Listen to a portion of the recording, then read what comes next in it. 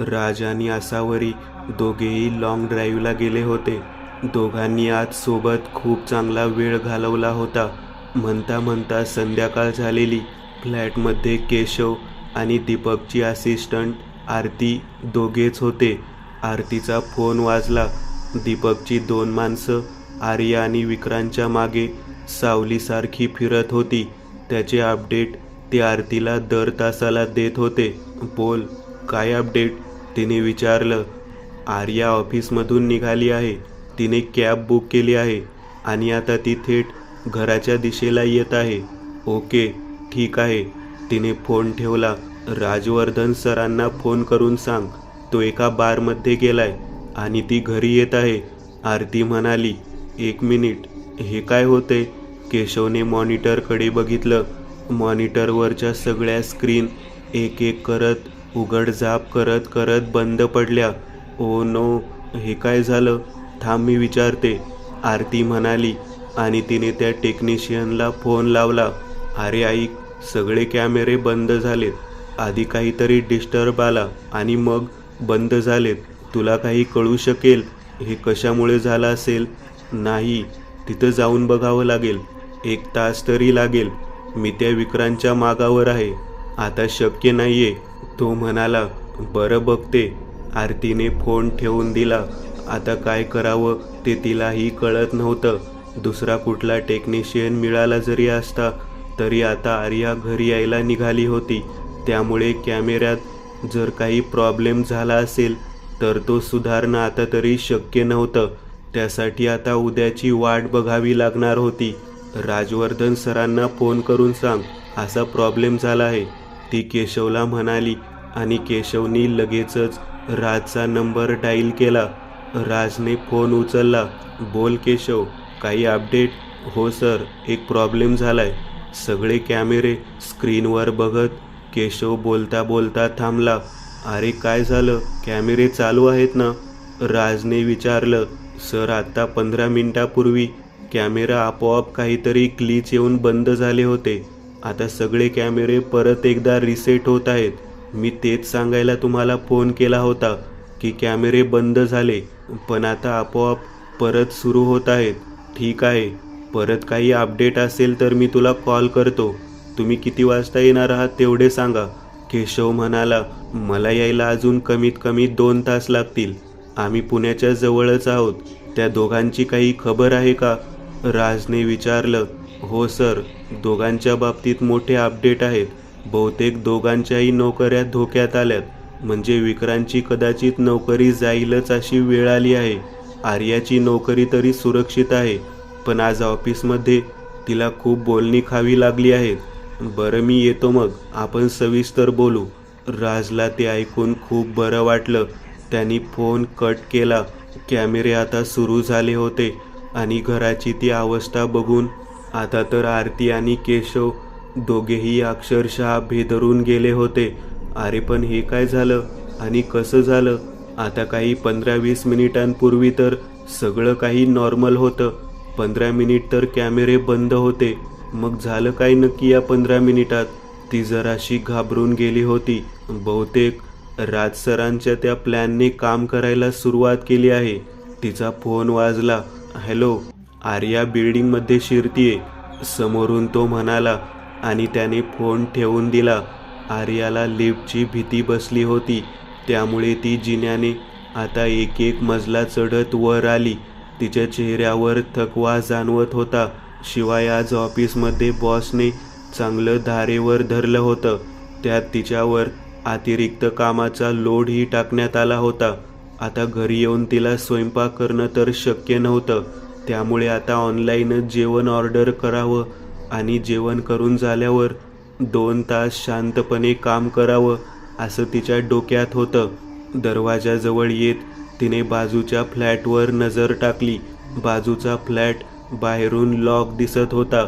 आतली लाईट्स बंद दिसत होते.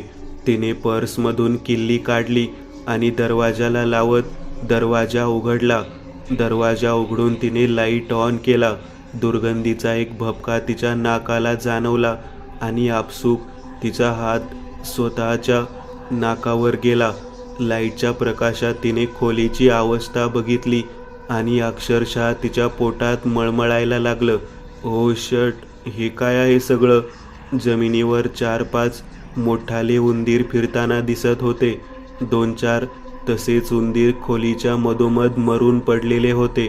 जागोजागी उंदरांनी घाण केलेली, त्याचा तो दुर्गंध घरभर पसरलेला. सोफे कुरतडलेले दिसत होते, त्यातला कापूस जमिनीवर सगळीकडे पसरलेला. ती ओरडत बाजूच्या टेबलवर चढली आणि तितक्यात वर झुंबरावरून एक उंदीर तिच्या अंगावर पडला. तिने तो झटकला. ती ओरडत होती. खोलीत ठेवलेले न्यूजपेपर कुरतडलेले दिसत होते. ती टेबलवरून खाली उतरली आणि धावत घरातून बाहेर पळत सुटली. जिन्याने ती धावत खाली आली आणि तिने वॉचमनला आवाज दिला.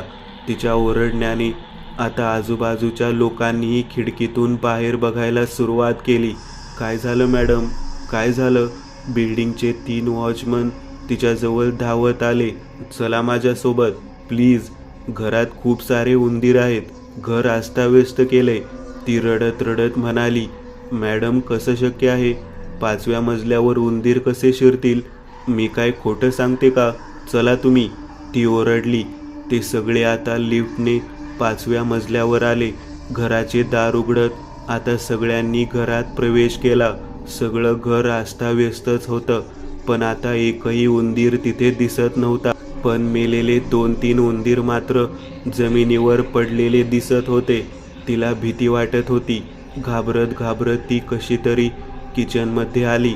किचनमध्ये तर अक्षरशः राडा झाला होता.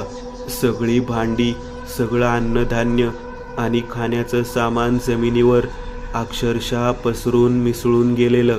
बेडरूममधल्या त्यांच्या महागड्या गाद्या, त्यांचा महागडा बेड देखील उंदरांनी अक्षरशः कुरतडून त्याचं वाटोळं केलं होतं. पण आता कोणताही उंदीर तिथे फिरताना दिसत नव्हता. तिचं डोकं सुन्न झालं होतं. मॅडम, हे बघा, तुमच्या किचनची ही खिडकी, या खिडकी शेजारून पाईप गेला आहे. त्या पाईपवरून उंदीर आत शिरले असणार. इथून बाजूलाच एक बांधकाम सुरू आहे. मोठमोठे खड्डे खोदले जात आहेत. तिथे आधी शेत होतं. कदाचित तिथलेच उंदीर असतील हे. इकडे आलेत खड्डा खोदल्यामुळे. वॉचमन तिला सांगू लागला. मॅडम, अहो, आम्ही सोसायटीच्या ग्रुपवर मेसेज टाकायला लावला होता की सगळ्या खिडक्या वगैरे बंद करा. तो याचसाठी होता. ती त्याचं सगळं बोलणं ऐकत होती, पण तिचं डोकं बधीर झालेलं. आजचा दिवस म्हणजे एक आयुष्यातला सगळ्यात काळा दिवस होता असंच म्हणायची वेळ आली होती. तिला अक्षरशः रडायला येत होतं. त्यात विक्रांतचा अजूनही पत्ता नव्हता. मॅडम, तुम्ही काळजी करू नका, आम्ही आहोत, आम्ही तुमची मदत करू, वॉचमन म्हणाला. खरंच कराल? तिला जरा बरं वाटलं. त्याने लगेचच झाडू हातात घेतला आणि तो बाहेर गेला. बाहेर जाऊन त्याला 2-3 मिनिट झाली असतील. काहीतरी धाडकन खाली पडल्याचा आवाज ऐकू आला. आता सगळे बाहेर धावले. तो जमिनीवर पडला होता. काय रे, काय झालं? एक वॉचमन त्याला उचलायला पुढे येत म्हणाला. अरे काय माहीत, झाडायला सुरुवात केली आणि तोल गेला. मला उठता येत नाहीये, तो वेदनेने ओरडत होता. एक काम करा, तुम्ही याला घेऊन जा, आम्ही दोघे मदत करतो यांची. असं म्हणत दुसऱ्या वॉचमनने झाडू हातात घेतला आणि तो झाडायला सुरुवात करू लागला. आर्या विक्रांतला फोन लावत होती. रिंग वाजली. त्याने कॉल उचलला. बोल, कुठेस तू? घरात काय झालंय माहितीये का? ती बोलत बोलत किचनकडे जाऊ लागली आणि अचानक हॉलमधून वॉचमनच्या विचित्र पद्धतीने ओरडण्याचा आवाज ऐकू आला. ती एकदम दचकून बाहेर आली. वॉचमन जमिनीवर पडलेला. त्याच्या तोंडातून फेस येत होता. आर्या किंचाळली आणि तिच्या हातातला फोन खाली पडला. मगाशी काही वेळापूर्वी जमिनीवर पडलेल्या वॉचमनला बाकी दोघे खाली घेऊन गेले होते. त्यातला एक जण लिफ्टने वर येत होता. लिफ्टचे दार उघडून त्याने समोर पाहिलं तर त्याला जमिनीवर पडलेला, विचित्र आवाजात ओरडणारा आणि तोंडातून फेस येणारा तो दुसरा वॉचमन दिसला. त्याचं शरीर झटके देत होतं. त्याला फिट आलेली. तो धावत आत आला. त्याने लोखंडी चावी त्याच्या हातात धरत मूठ जोरात दाबली. त्या वॉचमनचं ओरडणं बंद झालं. तो शांत झाला. आर्यासाठी आजचा दिवस भयानक स्वप्नासारखा होता. याला फिट येते आधीमध्ये, नेमकी आत्ताच आली. मी याला घेऊन जातो, दुसरा वॉचमन म्हणाला. तो आता त्या जमिनीवर पडलेल्या वॉचमनला आधार देत घेऊन गेला. आर्या एकटीच हॉलमध्ये होती. दार बंद करत ती धाय मोकलून रडू लागली. राज आणि आसावरी आता फ्लॅटवर पोहोचले होते. स्क्रीनवर आर्या रडत रडत सगळं घर आवरताना दिसत होती. बेल वाजली आणि ती दाराजवळ आली. तिने दार उघडलं. समोर विक्रांत होता. सिगारेट ओढत ओढत तो घरात शिरला. दारूच्या नशेत धुंद असलेला तो सरळ येऊन सोफ्यावर बसला. हे काय झालं? त्याला नीट बोलताही येत नव्हतं, इतका तो दारू प्यायला होता. विक्रांत, आता प्लीज, आता मला प्लीज काही विचारू नकोस. माझा बिलकुल काहीही बोलायचा मूड नाहीये. ती आता हॉलमधलं सगळं आवरत होती. काहीच कळत नाहीये मला तर काय घडतंय. एक वाईट बातमी देतोय तुला. मला नोकरीवरून काढण्यात आले. आज ऑफिसमध्ये खूप विचित्र घटना घडल्या. माझी सगळी इज्जत गेली. काल संध्याकाळनंतर सगळेच बदलून गेले. जणू काही आपला वाईट काळ एकदम सुरू झालाय असं वाटतंय. तो शून्यात नजर लावून बोलत होता. त्याचं ते बोलणं ऐकून आर्या त्याच्याकडे बघत थांबली. काय? नोकरी गेली? ती शॉक झालेली. हो, माझ्यामुळे कंपनीच्या हातून एक मोठं कॉन्ट्रॅक्ट जाता जाता राहिला. तोपर्यंत सुद्धा ठीक होतं, पण हाऊसकीपिंगवाल्या स्त्रीवर अतिप्रसंग म्हणजे खरंच अक्षम्य गुन्हा आहे तो. तो म्हणाला. काय सांगतोस? बापरे. अरे पण ती निशब्द झालेली. हो, सगळं सांगीन, पण आधी तू बोल. तो म्हणाला. तुला काय सांगू, आजचा दिवस किती बेकार होता माझ्यासाठी. सकाळपासून कुठलंच काम नीट झालेलं नव्हतं. म्हणजे छोट्या छोट्या गोष्टीसुद्धा नीट होत नव्हत्या. आता ती जमिनीवरच बसलेली. अगं पण घराची अवस्था कशी झाली? त्याने मध्येच विचारलं. घरात खूप सारे उंदीर आले कुठून तरी. सगळ्या वस्तू कुरतडून खराब केल्या. सगळं घर अस्ताव्यस्त करून गेले. आणि सगळ्यात विचित्र गोष्ट काय आहे माहीत आहे का तुला? बिल्डिंगच्या वॉचमनने माझी मदत करायची तयारी दाखवली आणि दोन्ही वेळा त्यांनाच काहीतरी इजा झाली.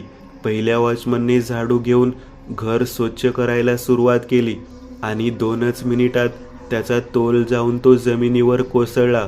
त्याला घेऊन जाण्यात आलं. दुसरा वॉचमन म्हटला की मॅडम, मी तुमची मदत करतो. त्याने माझी मदत करायला सुरुवातच केली होती. अचानक त्याला फिट आली आणि तोंडातून फेस येऊ लागला आणि तो जमिनीवर विचित्र पद्धतीने तडफडत ओरडत होता. विक्रांत, मला काही खरं वाटत नाहीये. का कुणास ठाऊक, मला असं नव्हतं की हा कोणता तरी अमानवीय प्रकार असावा. ती म्हणाली. एक्झॅक्टली. आज ऑफिसमध्ये जे झालं ते मी तुला सांगितलं तर तुझा विश्वास बसणार नाही. असं म्हणत विक्रांतने तिला ऑफिसमध्ये घडलेल्या सगळ्या घटना सांगितल्या.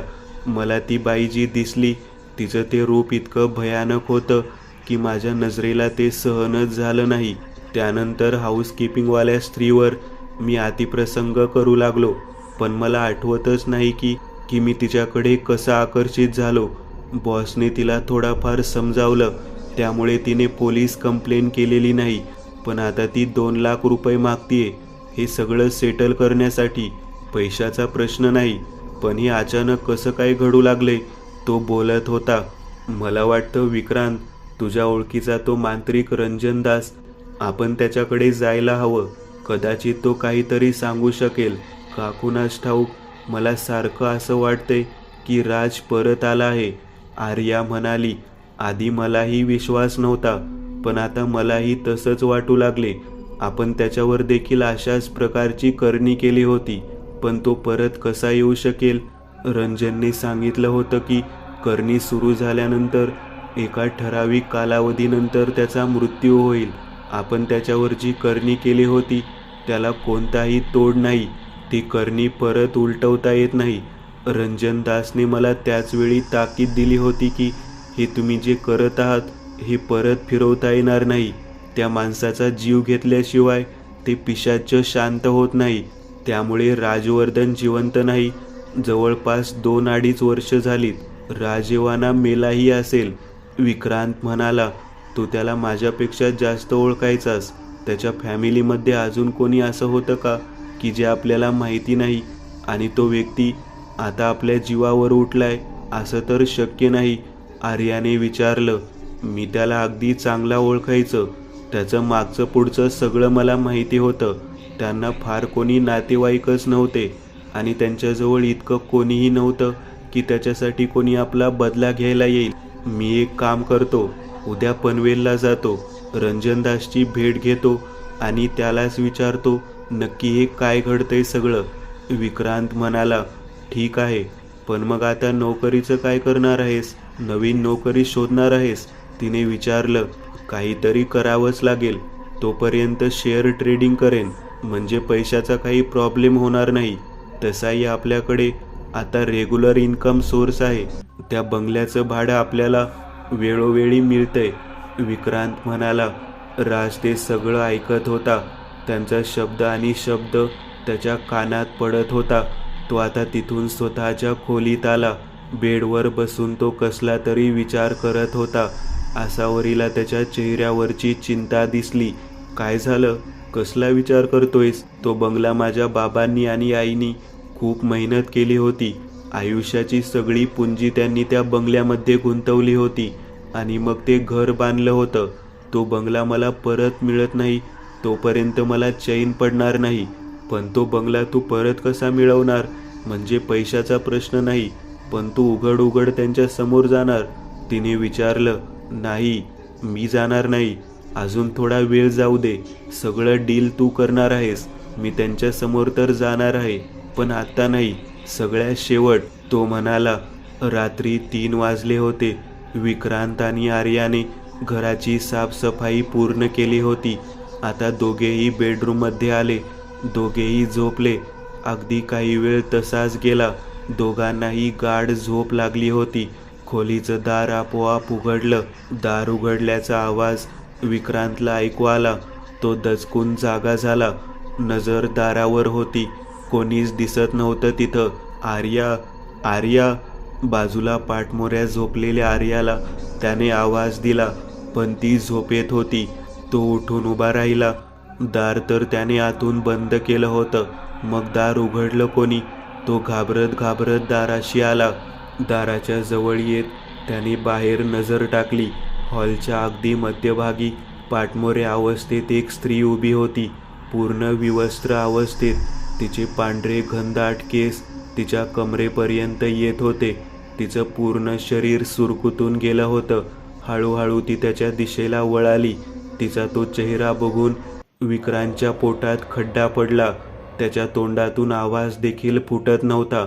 तो भीतीने मागे वळत दार बंद करत बेडकडे वळला आणि आता बेडवर बघून त्याच्या पायाखालची जमीनच सरकली. आर्याच्या शेजारी तीच स्त्री आडवी पडलेली आणि त्याच्याकडे बघत एक विकृत स्मितहास्य करत होती. तो जोरात ओरडला. विक्रांत, अरे काय झालं? आर्याच्या आवाजाने तो भानावर आला आणि त्याने आजूबाजूला बघितलं. सकाळ झाली होती.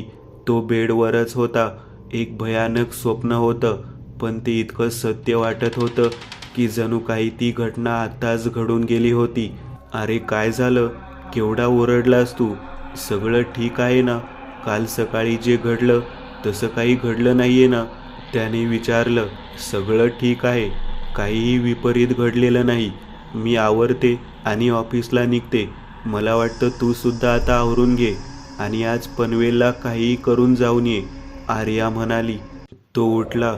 त्याला ती स्त्री, तिचं ते विद्रूप रूप अजूनही सारखं दिसत होतं. आता रंजनदासच उत्तर देऊ शकेल या घटनेचं. 2 तास झाले. राज आणि दीपक फोनवर होते. त्या दोघांची गहन विषयावर चर्चा सुरू होती.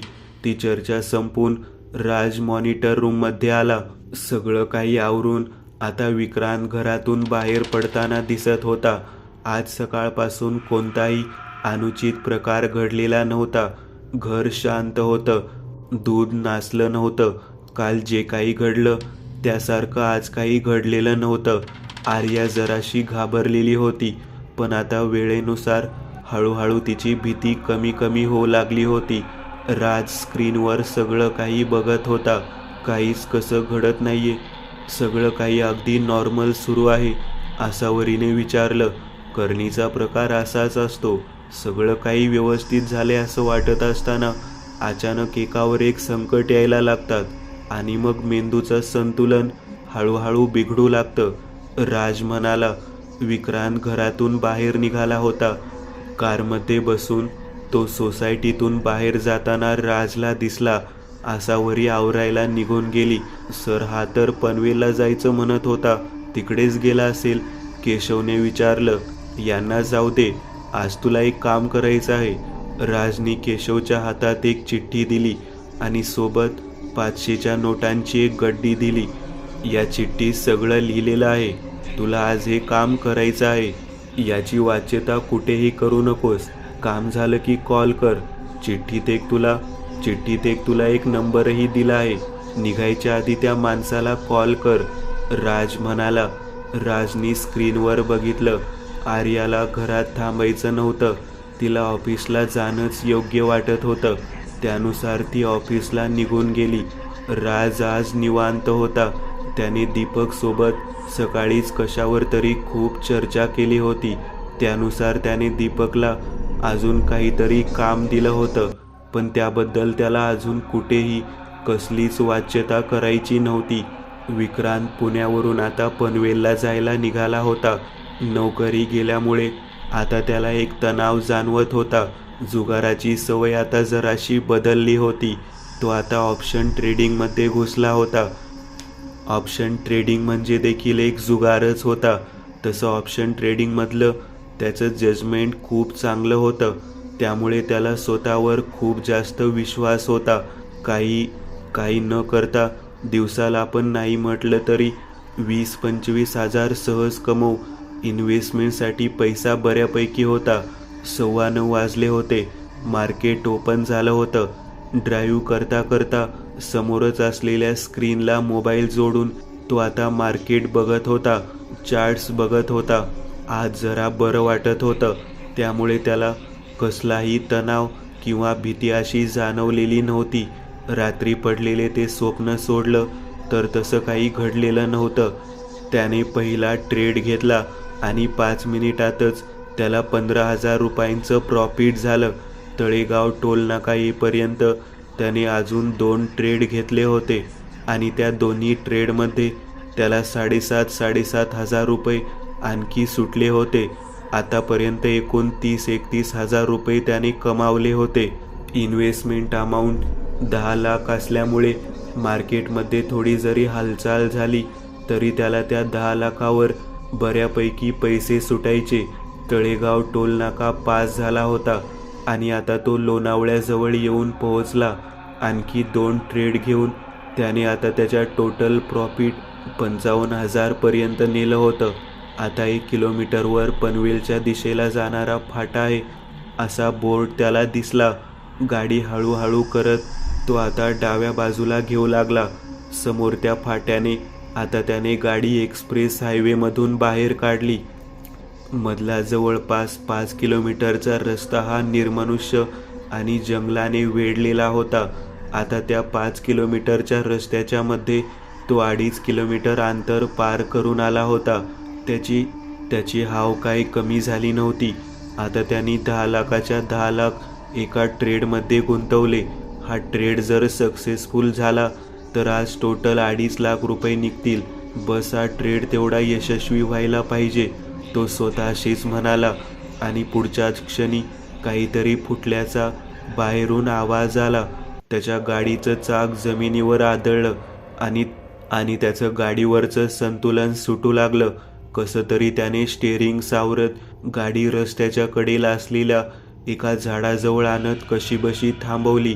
क्षणभरासाठी त्याच्या हृदयाची धडधड वाढली होती. त्याला कळलंच नाही नक्की झालं काय होतं. तो गाडीतून खाली उतरला. त्याने आजूबाजूला बघितलं.